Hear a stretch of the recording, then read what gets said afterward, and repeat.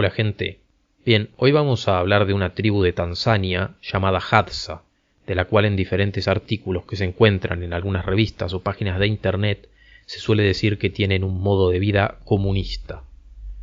Dentro de lo que se ha popularizado, también se suele decir que no tienen religión, propiedad privada ni pertenencias, que no sufren resentimientos, que no se organizan mediante jerarquías institucionalizadas, o también que al tener esta forma de vida son una ventana al pasado. Tal vez lo primero que podemos decir sobre ellos es que viven en Tanzania, más precisamente en los alrededores del lago Eyasi, en el valle del Rift, en las proximidades de la llanura del Serengeti. Son aproximadamente 1000 y se dividen en grupos pequeños de 30 habitantes aproximadamente. En esta zona crecen diferentes especies vegetales, de las cuales se pueden extraer frutos y raíces, y también habitan distintas especies animales que son cazadas por los Hadza. Hay que dejar en claro que este territorio es bastante hostil para la agricultura o el hábitat, de manera que la tribu se ha mantenido aislada una gran cantidad de tiempo. Pruebas de esto pueden ser su idioma, el cual no tiene una relación clara con el de ninguno de los grupos más cercanos, o también diferentes estudios genéticos que no encuentran un enlace biológico de los Hadza con ningún otro pueblo. Como mencioné anteriormente, se suele decir que esta población vive sin tener expresiones religiosas, lo cual ya en un principio podemos poner en duda. Podemos afirmar categóricamente que los Hadza tienen un mito sobre la creación, han sacralizado en parte al sol, a la luna y a las estrellas, y muestran algunas normas que podríamos asociar a lo religioso, como el considerar que ciertos alimentos solo pueden ser consumidos por algunos miembros de su sociedad, mientras que otros habitantes no pueden acercarse ni mirar a los miembros que se están alimentando. De ahí también se desprenden ceremonias no demasiado organizadas, pero presentes, en las que se baila y se canta casi que en la oscuridad de la noche. Otras consideraciones existen hacia los antepasados difuntos y también hacia los animales que pueden alimentarse de los Hadza, como por ejemplo las hienas o las serpientes, hacia las cuales tienen una cierta aversión. Tampoco practican la pesca, pero al mismo tiempo debemos decir que no poseen una personificación de un chamán, curandero ni sacerdote en su comunidad, ni tampoco realizan representaciones de algún dios. Otro aspecto de sus creencias se da en sus consideraciones de que algunas tribus vecinas practican alguna forma de brujería, en la que los diferentes investigadores no han profundizado. La variedad de animales cazados es muy amplia y una vez que consiguen a sus presas las llevan a sus campamentos y efectivamente las comparten con todo el resto del grupo, que normalmente, como dije antes, está compuesto por 30 habitantes aproximadamente. Las cacerías las realizan mediante el acecho y la persecución utilizando arcos y flechas envenenadas. Como mencioné antes, también recolectan frutos, tubérculos y raíces, lo cual nos puede permitir categorizarlos como auténticos cazadores y recolectores modernos. Y otra importante fuente de alimentación es la miel. La obtención de sus alimentos les suele llevar aproximadamente 4 a 5 horas por día, lo cual los deja con una considerable cantidad de tiempo libre. Los campamentos en los cuales viven son temporales, ya que se suelen dirigir de un sitio a otro, dependiendo de las condiciones del clima y del suelo, y esto los hace ser desconocedores de la propiedad privada y de la acumulación de bienes. No tienen pertenencias y las pocas que temporalmente pasan por sus manos no suelen generarles apegos. Si bien viven de este modo, no tienen casos de inanición ni desnutrición, y algunos médicos que los han estudiado afirman que tienen una variedad de bacterias intestinales que la mayoría de los occidentales no tenemos y que pueden estar relacionadas con la presencia de una buena o mala salud. Su modo de vida también carece de jerarquías organizadas y más bien posee algunas espontáneas. Los buenos cazadores son valorados por el resto de la tribu, pero incluso los que no tienen buenos desempeños forman parte del grupo. Solo se excluye a los holgazanes y a los más violentos. Tampoco tienen leyes, y esto está relacionado con lo que acabamos de mencionar. Si alguien tiene un comportamiento peligroso, simplemente lo excluyen. Aparentemente las tasas en las que se podrían dar estos comportamientos son las mismas en las que se pueden dar en un país como Estados Unidos.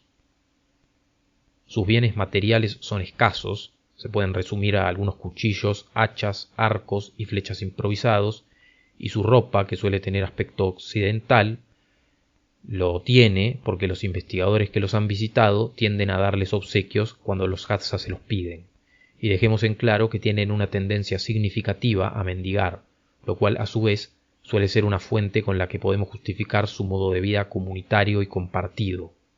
Normalmente un cazador puede ser bien visto por el resto del grupo si comparte lo que consiguió. Al comer no aplican técnicas profundas de cocina, simplemente calientan sus presas en el fuego. No tienen calendario ni cuentan el tiempo con ningún artefacto que se parezca a un reloj. Su idioma no supera el número 4, de manera que cuando los investigadores desean visitarlos, tienen que arreglar el encuentro sí o sí en suajili, que es el idioma oficial de Tanzania, y que suele ser conocido por algunos guías cercanos a la tribu. No tienen escritura, y si tuvieran alguna forma de arte rupestre, es muy poco conocido y ha sido muy poco investigado.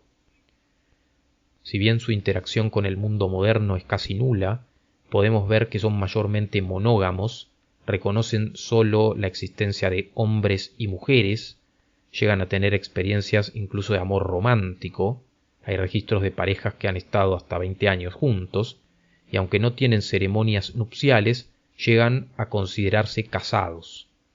Normalmente en las parejas los hombres son más grandes que las mujeres. En su comunidad la posibilidad de que un hombre se sienta atraído hacia otro hombre es casi nula.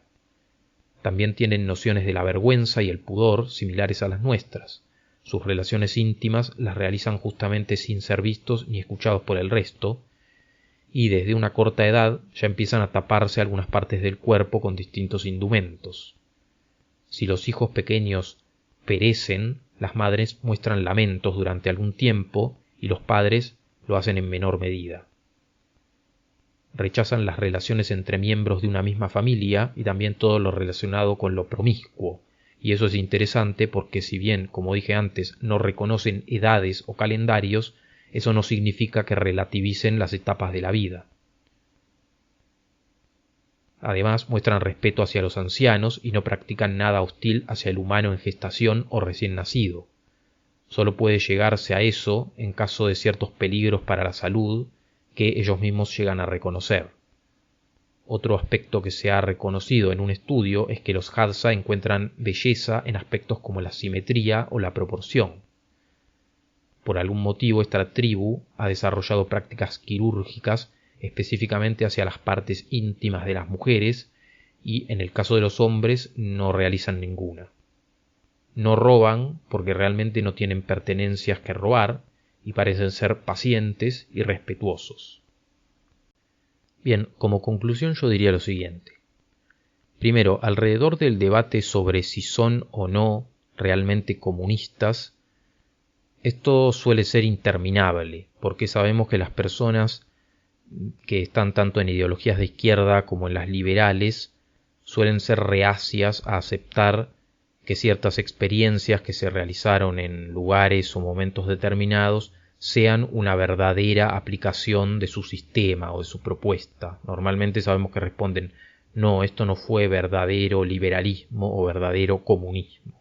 Entonces en este caso es probable que pase mucho de esto. Yo personalmente creo que alguna forma extraña de comunismo esta tribu practica, porque al menos no tienen propiedad privada y además comparten casi que todos los bienes. Lo que sí he encontrado es que las personas que más se identifican con la posmodernidad suelen rechazar la idea de que esta tribu sea, como dije, una ventana al pasado o un reflejo de cómo se vivía en tiempos primitivos del Paleolítico, por ejemplo. ¿Y por qué lo rechazan? Bueno, básicamente porque, como dije sobre el final del guión, tienen un montón de categorías, un montón de ideas que en la posmodernidad se considera que son construcciones sociales arbitrarias, probablemente impuestas por la Iglesia, ¿se entiende? Entonces resulta que esta tribu tiene una forma extraña de matrimonio, son monógamos, reconocen hombres y mujeres, cuidan a sus hijos, cosas así, tienen roles para hombres y otros para mujeres, y eso a los posmodernos no les gusta. Entonces en ciertos foros y demás he encontrado personas diciendo, bueno, en algún punto se tienen que haber contaminado, en algún punto tienen que haber llegado ideas modernas a su forma de ver las cosas, ¿no? Por otro lado, un tema que me resulta interesante sobre esta tribu es que me hizo acordar a un video en el que yo reivindicaba un poco ciertos particularismos nacionales. ¿Y por qué me hizo acordar a esto? Bueno, porque esta forma de vida que tiene esta tribu es sólo posible, sostenible y estable a partir de vivir en ese suelo determinado y de haberse desarrollado en un cierto tiempo de una forma muy particular. A esta tribu, si uno la movilizara hacia la Patagonia o hacia el norte de Canadá, por ejemplo, que viven con otro suelo y otro clima, no sobrevivirían. Entonces hay ciertas aplicaciones de economías o de formas de vida que son sólo posibles en ciertos lugares y en ciertos momentos determinados y que no pueden ser indiscriminadamente aplicados en cualquier parte. También me hizo acordar a el video sobre el libro La isla de Aldous Huxley, sobre todo porque en esa utopía que hizo este autor, para que se pueda mantener la manera en la que viven los habitantes, tenían que estar aislados justamente en una isla, y sobre el final no pueden mantener su modo de vida justamente porque terminan entrando ideas externas que los cambian a los habitantes. También habría que tener en cuenta, por ejemplo, cuáles pueden ser las influencias externas que pueden poner en peligro a una tribu como esta. Hay registros de que les ha llegado alcohol y también de que les ha llegado cannabis, pero en las diferentes fuentes que consulté no se explica demasiado cuáles pueden estar siendo los efectos de introducir estas sustancias en su vida. Por último, lo que habría que mencionar es que la mayor debilidad que tiene esta tribu con este modo de vida está alrededor de la salud. Hay estudios que demuestran que tienen bastante debilidad en todo lo que tiene que ver con lo óptico, con los ojos. Tienen una tasa de mortalidad que no supera mucho más allá de los 32 años. Y una enorme cantidad de niños no logran llegar hasta los 15 años. Con lo cual esa parte es, digamos, como el punto más vulnerable de esta forma de vida que practican. Pero al mismo tiempo hay que decir que les ha resultado estable, porque sobreviven en ese lugar y, como dije antes, como la zona tiene, por ejemplo, unos mosquitos insoportables, un clima difícil, no es codiciada por otros grupos y entonces logran mantenerse. De manera que bueno, espero que les haya resultado interesante este video, gracias por verlo y nos vemos en el próximo, un saludo.